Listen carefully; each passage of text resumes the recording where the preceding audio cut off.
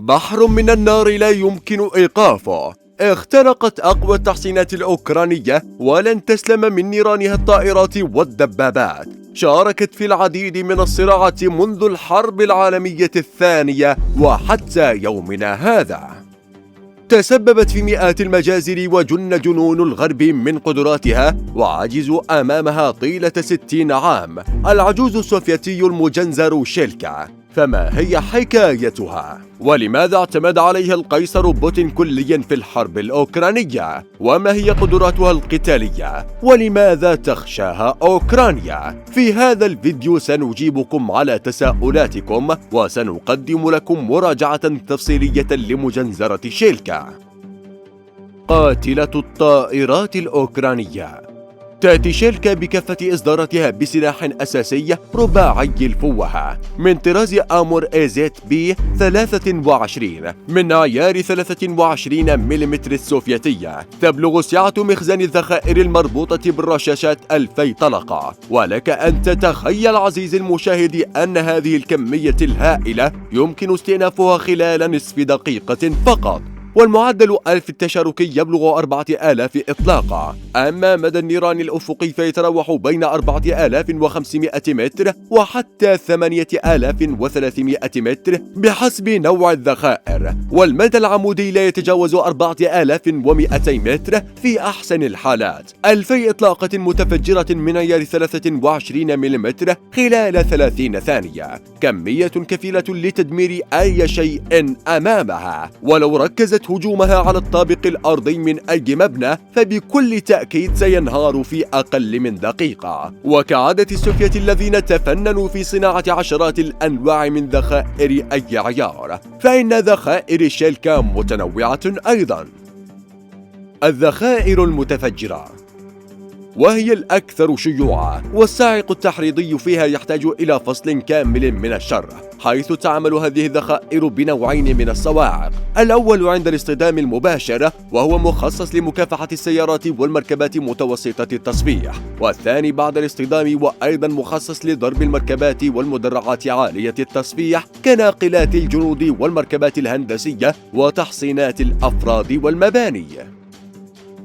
الذخائر الانشطارية، والتي يتشظى فيها المقذوف رغم صغر حجمه إلى نحو 600 شظية. والصاعق التحريضي فيها يعمل بنمطين، الأول عند الاصطدام، والنمط الآخر يعمل الصاعق عندما تنخفض سرعة المقذوف وتتغير قيمة الضغط الجوي، وهنا ينفجر وينثر الشظايا. تستخدم هذه الذخائر بغرض مكافحة الطائرات، وتم استخدامها في ضرب المعسكرات والأفراد، ومن النادر أن ينجو أحد من الإصابة بشظية هذه المقاذيف.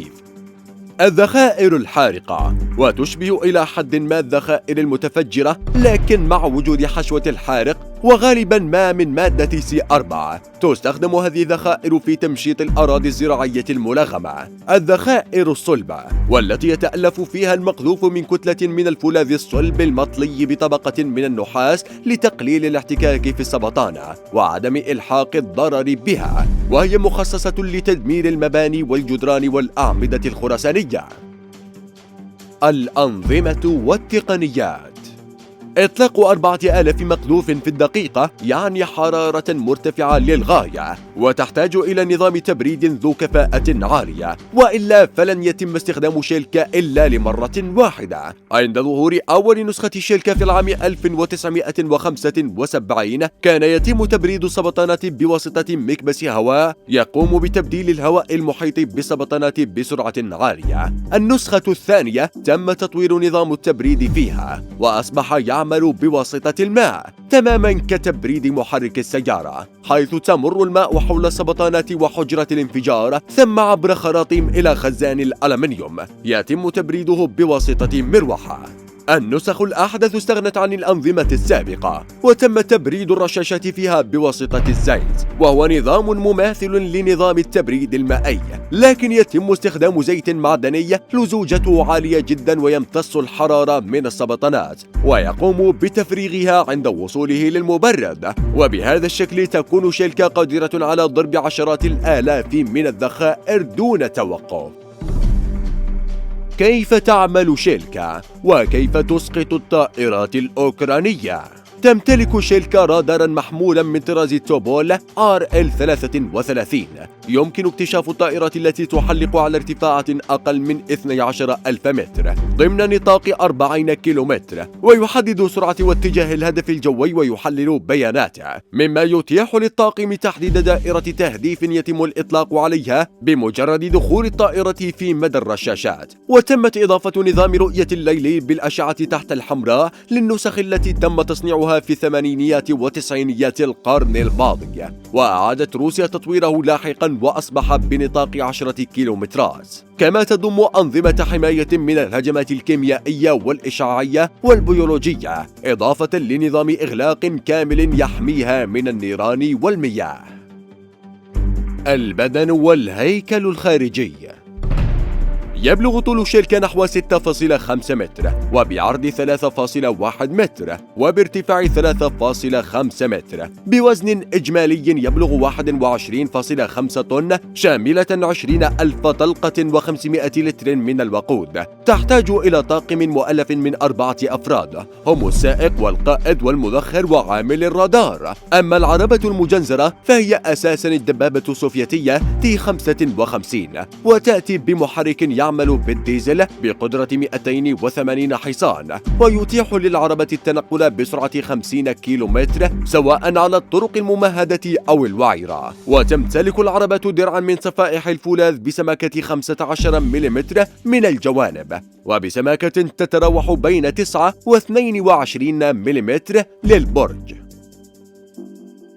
المميزات والعيوب.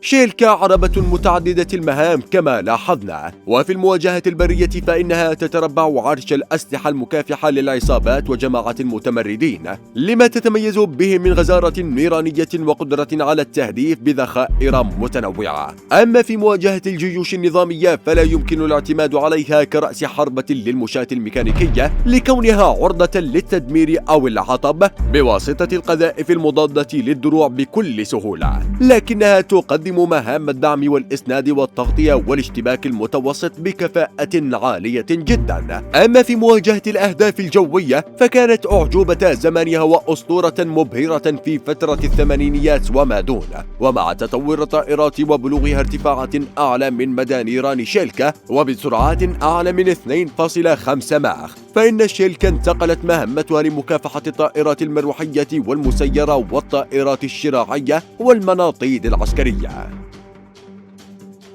التاريخ العملياتي والقتالي. خلال الحرب الأوكرانية كانت شيلكا حاضرة في جانبي المعركة، لكنها لم تكن ذات جدوى في الجانب الأوكراني الذي كان في حالة دفاع، وهي مركبة هجومية، وأساسا لا تمتلك أوكرانيا سوى 60 عربة شيلكا من إرث الاتحاد السوفيتي. أما في الجانب الروسي فقد تمكنت القوات الروسية بالاعتماد على عربة شيلكا من هزيمة وحدات الجيش الأوكراني على اعتماد خطوط القتال خصيصا في الأقاليم الشرقية التي انتزعتها روسيا، وفتكت بكتائب آزوف المجموعات الصغيرة التي نشطت في دونيتسك وخيرسون ولوغانسك وزابورجيا. تخدم شيلكا في أكثر من 40 جيشا حول العالم بأكثر من 3200 عربة، منها 530 عربة في روسيا، و350 في مصر، و310 في الجزائر، و250 في ليبيا، و200 في العراق، و100 في الهند، و100 في إيران. وبكل تجرد يمكن القول إن شيلكا هي السلاح الوحيد الذي شهد كل الحروب والصراعات في أواخر 50 عام. وفي تاريخ الأسلحة العصرية تعتبر شيلكا أول منظومة دفاع جوي محمولة متعددة الفوهات ومتعددة المهام، وأول مركبة هجوم بري وجوي مزودة برادار مستقل وأنظمة إدارة نيران مستقلة، ويمكنها القتال كوحدة مستقلة أو العمل بالتنسيق مع المجموعات. وأنت عزيزي المشاهد، ما تقييمك للمجنزرة شيلكا؟ وبرأيك أي سلاح آخر يمكنه منافستها؟